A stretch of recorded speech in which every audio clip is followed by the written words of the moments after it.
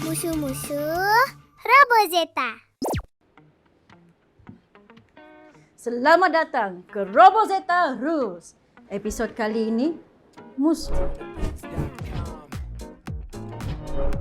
Hai semua, saya Hima. Hari ini kita nak cerita pasal musuh-musuh Robozeta. Adik-adik, kita cerita pasal Mojo. Mojo ini berwarna hitam dan merah. Dia ada kumpulan dinamakan Calavera. Dia juga ada 2 orang helper. Satu merah, satu lagi Gonggoro. Special betul Mojo ni. Sampai 2 assistant dia.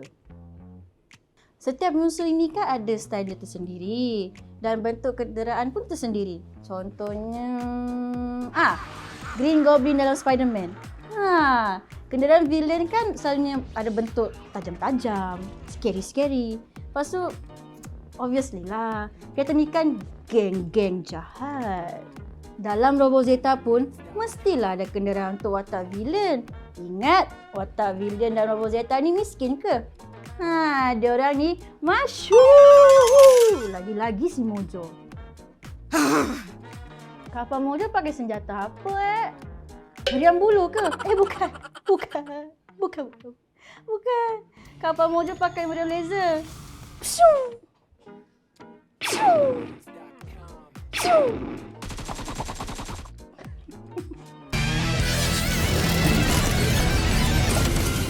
Rasakan kuasa Zeta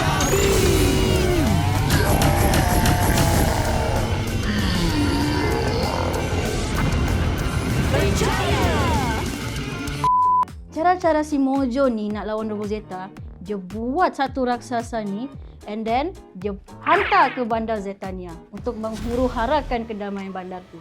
Sebab apa? Sebab dia nak kalahkan Robozeta and dia nak rampas Xenochip.